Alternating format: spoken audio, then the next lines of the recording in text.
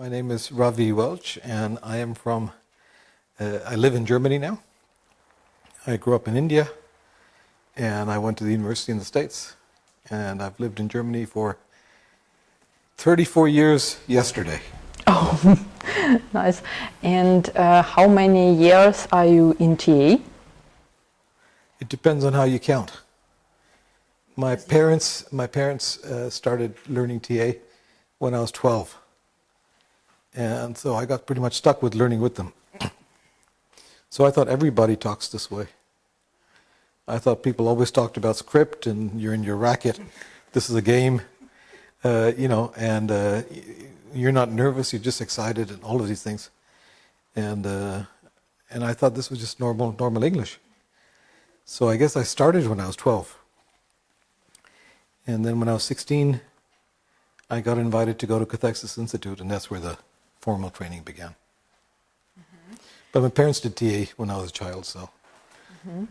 And in what field do you use TA now?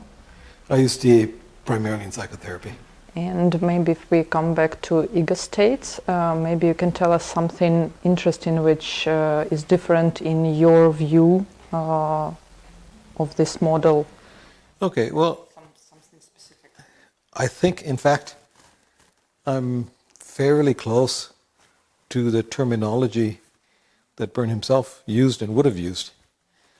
I don't like to talk about parent, adult, and child because I find those terms to be, when we associate it, they seem to lead us in the wrong directions. Instead of talking about the parent ego state, I talk about the exteropsyche. Instead of talking about the adult ego state, I talk about the neopsyche. And then I speak about the archaeopsyche instead of the child ego state. And the reasons are because I think they describe the structure without giving us associations to, what is a parent, what is a child. We don't have pictures in our head of that. The reason I do this also is because my understanding is that the exteropsyche, what used to be called the parent ego state, is really a collection of all the objects that we have an attachment to. So it's not only parents, it's not only people of authority, it may even be my grandchild. Mm-hmm. Everything that I have an attachment to. The neopsyche or adult is where we are thinking, feeling, and behavior in the here and now, adequate for the situation, and using all our resources. And in the child ego state, I see divided in three also.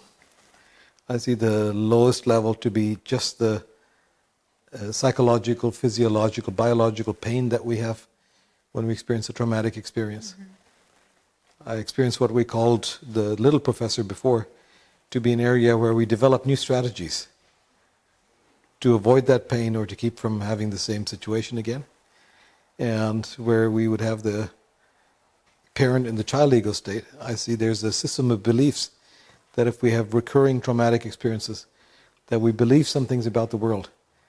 If the mother is unresponsive, we won't expect other people to take care of us, for instance.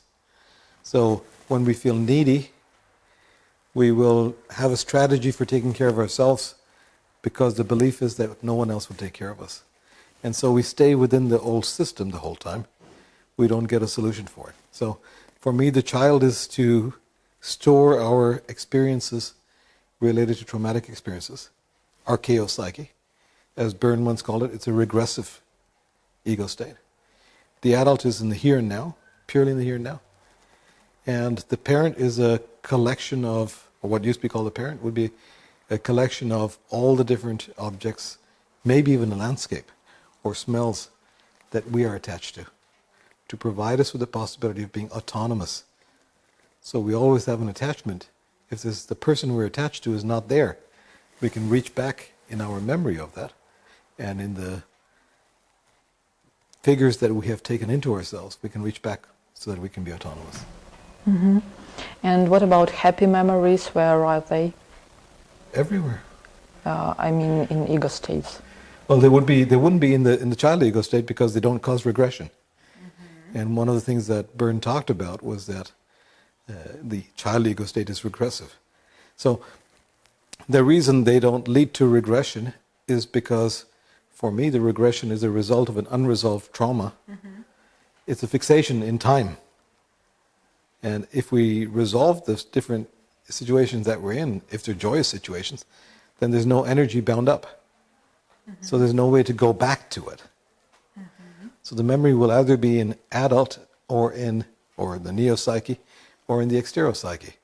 We'll have happy memories in both the exteropsyche and the neo-psyche. I know some people, it was something this morning, somebody said, well, aren't your childhood memories in a child? And I said, I see no reason that we can't store memories in the exteropsyche. It's just like it was assumed you couldn't, but why? There's no reason to. So happy memories around our objects that we are attached to will be stored in the exteropsyche. They're an external memory. And happy memories that are useful to think, to feel, to react in the here and now, those happy memories will be in the adult. And for example, if a person doesn't remember his childhood, does it say exactly that he has traumatic experience? Or Well, theoretically it doesn't, but I've never met someone who's not had traumatic experiences. So I guess it's a question of theory or practice. My assumption would be that he has had quite a few traumatic experiences, and that his decision was never to go back to that. That it's a defense mechanism.